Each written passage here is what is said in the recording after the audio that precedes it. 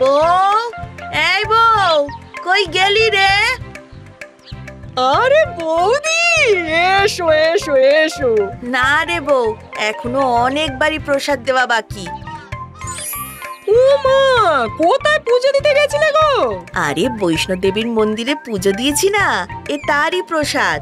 আমাদের গ্রামে বৈষ্ণোদেবীর মন্দির কোথায়? হ্যাঁ শালি বউ, আমাদের গ্রামে কেন, গেছিলাম জম্মু কাশ্মীর, সেখানেই তো পুজো দিলাম। আর বলিস না, সব তো দাদার কীর্তি। বললাম ট্রেনে যাই, না তিনি প্লেনেই যাবেন। প্লেনে? হ্যাঁ রে, উফ, সে এক কাণ্ড বটে। প্লেন যখন উঠছে, ওরে বাবা রে, সে কি ভয় আমার। কিন্তু তারপর যখন উড়লো, তখন উপর থেকে নিচটা দেখতে যা সুন্দর লাগছিল না, কি বলবো তোকে। জানিস কত সুন্দর সুন্দর এয়ার হোস্টেস, তারা কত কত খাবার দিয়ে যাচ্ছে। উফ বাবা রে বাবা। তা হ্যাঁ রে, তুই তো বোধহয় কোনোদিন প্লেনে টেনে চড়িসনি না? না। সেই কৈলাসের কি আর অত ক্ষমতা আছে? যাকে যাই রে, বাড়ি বাড়ি প্রসাদটা দিয়ে আসি। হ্যাঁ,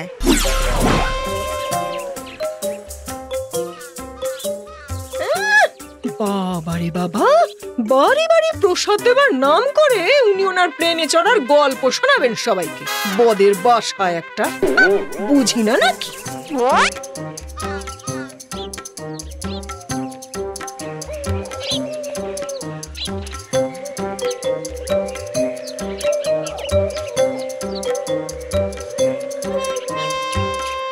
গিনি, আজ চিংড়ি আর ওল এনেছি, একটু ভালো করে ওল চিংড়ি করো তো। ওই সারাদিন শুধু খাই আর খাই, খাই আর খাই। রান্নাঘরেই আমার সারাটা জীবন চলে গেল। না পারলাম কোথাও ঘুরতে যেতে, না পারলাম জীবনে কোনো শখ মেটাতে। আহা, তোমাকে তো কতবার মেলায় নিয়ে গেছি, পুজোয় ঠাকুর দেখতে নিয়ে গেছি। তুমি ওই নিয়েই থাকো। এদিকে মোড়লের বউ সকাল সকাল এসে আমায় শুনিয়ে দিয়ে গেল ও কেমন করে প্লেনে চড়েছে, কত ভয় পেয়েছে, কত খেয়েছে। আরে আমরাও তো খাই, আজ ওল চিংড়ি খাবো।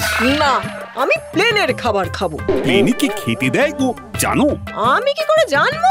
মোড়ল গিন্নি বললো যে ওই এয়ার হোস্টেস মানে সুন্দরী মেয়েরা নাকি খাবার দাবার দেয়। প্লেনের খাবার? হ্যাঁ, সব খাবারই তো চেখে দেখেছি, খেয়েছি। এবার তাহলে প্লেনের খাবার খেতেই হয়। আমি প্লেনে চড়বো, আকাশে উড়বো, ওপর থেকে নিচে দেখবো। কিন্তু মোড়ল মশাই তো বলছিলেন সে অনেক টাকার গল্প। বৌদি ঠিকই বলেছে, তোমার সত্যি মুরদ নেই। আরে দুজনের যাতায়াত নিয়ে শুনলাম 40,000 টাকা। ঠিক আছে, অত দূরে যাব না, কাছে পিঠে কোথাও যাব। প্লেনে উঠবো, খাবো, নামবো, আবার উঠবো।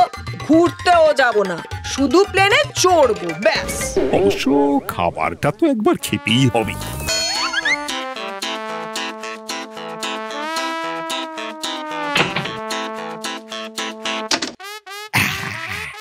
আজ প্লেনের টিকিট কেটেই বাড়ি ফিরবো, নইলে জলও খাবো না।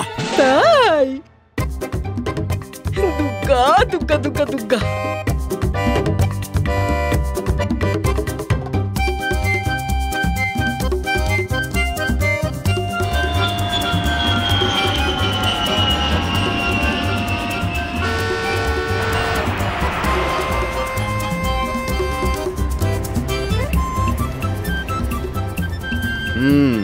আপনার স্ত্রীর মানে বৌদির ভাড়া পড়ছে 9,000 টাকা, আর আপনার টিকিট হচ্ছে 9,000 টাকা, মানে মোট 18,000। কিন্তু আমার কাছে তো মাত্র 12,000 টাকা আছে। তাহলে তো হবে না। বৌদির টিকিটের সাথে 7 কেজি হ্যান্ড লাগেজ আর 30 কেজি বড় লাগেজ। লাগেজের ভাড়া লাগবে না? না না, লাগেজের ভাড়া লাগে না, আর এক্সট্রা লাগেজের ভাড়া কম। বুঝলাম। এবার তাহলে কি হবে?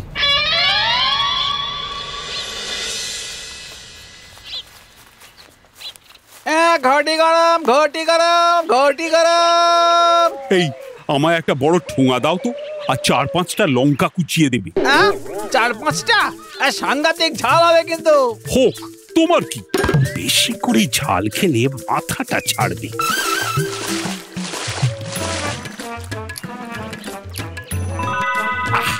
এসেছি।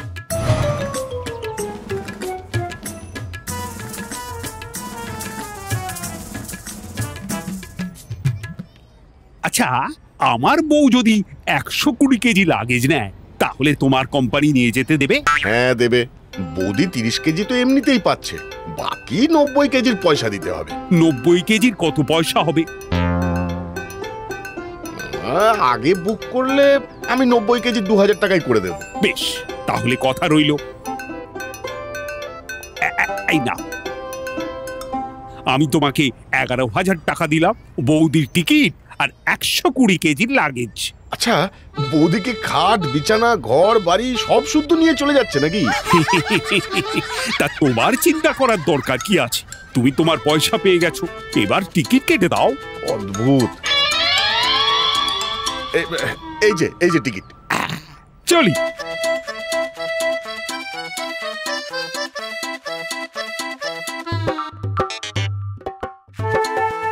সেই কখন গেছে লোকটা, কি করলো কে জানে।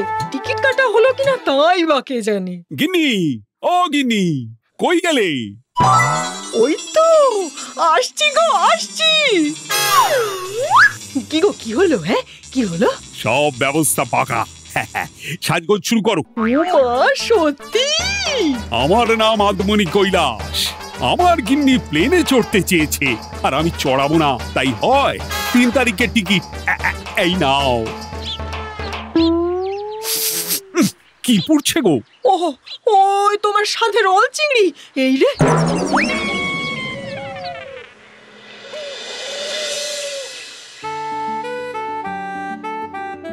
কি গো, তুমি তৈরি হও? আমি তৈরি। চলো।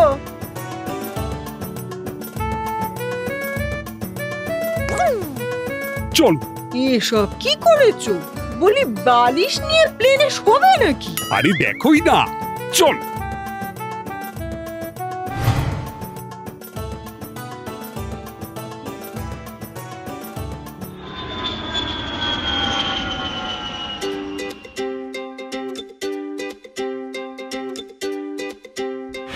না না না, আপনি যেতে পারবেন না। এখানে একজনের মানে ওনার টিকিট আছে।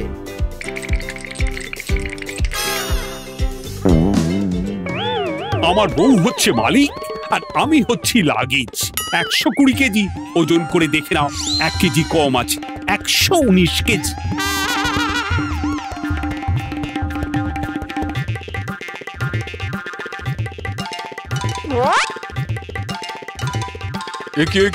কি করছেন আপনি এখানে? কেন কেন? আমি তো লাগেজ। আরে না না, কোনো জীবন্ত মানুষকে লাগেজে নিয়ে যাওয়া যায় না। কোথায় এই নিয়ম লেখা আছে দেখান। দেখুন, নিয়মে কোথাও লেখা নেই যে লাগেজে প্রাণ থাকবে না। স্যার স্যার প্লিজ একবার এখানে আসুন। লাগেজ বলছে জীবন্ত মানুষ। Yes sir, please please sir. আমি হলাম হিউম্যান লাগেজ। দেখুন, এটা হয় না। লাগেজ যেখানে থাকে সেখানে আপনি থাকতে পারবেন না, দম বন্ধ হয়ে মারা যাবেন। সে মরে গেলে যাব, কিন্তু লাগেজ হিসেবে আমি প্লেনে উঠবই আর খাবারও খাবো। স্যার, উনি কিন্তু ঠিকই বলছেন।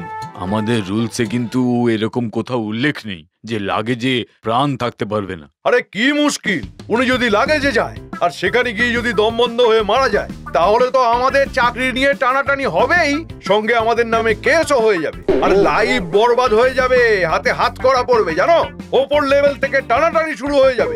জানি তো স্যার, কিন্তু কি করব বলুন। এই প্লেনে ফাঁকা সিট আছে? আছে স্যার। বেশ বেশ বেশ। এই যে স্যার, আপনার নাম? আদমনি কৈলাস। ওকে কৈলাস বাবু, আমরা আপনাকে ফ্রি টিকিট দিচ্ছি, আপনি প্লেনে বসে যান প্লিজ। এটা আমাদের রিকোয়েস্ট। একদম ফার্স্ট সিটে আপনারা বসবেন। বুঝতেই তো পারছেন, লাগেজে গেলে আপনার যেমন লাইফ রিস্ক আছে, তেমনি আমাদের চাকরি জীবনেও প্রবলেম আসবে। আর ফেরার?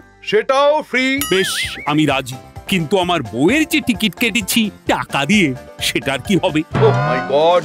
ওকে ওকে ওকে, আপনাদের কোনো পয়সা দিতে হবে না, আপনার ওয়াইফের টিকিটের মানিও রিফান্ড হয়ে যাবে। কথা দিচ্ছেন? হ্যাঁ হ্যাঁ, দিচ্ছি দিচ্ছি। আরেকটা কথা, খাবার। হ্যাঁ নিশ্চয়ই, খাবারও খাবেন? না না না না না, খাবার দেওয়া শুরু করতে হবে আমাকে দিয়ে। হ্যাঁ হ্যাঁ, নিশ্চয়ই নিশ্চয়ই, এয়ার হোস্টেসরা আপনাকে দিয়েই শুরু করবে। বেশ, চলো গিন্নি।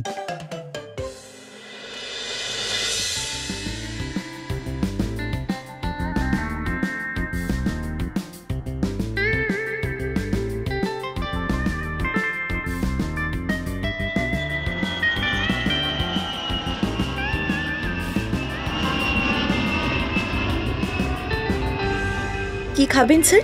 যা আছে সব দিন ম্যাডাম। সব? হ্যাঁ, সব।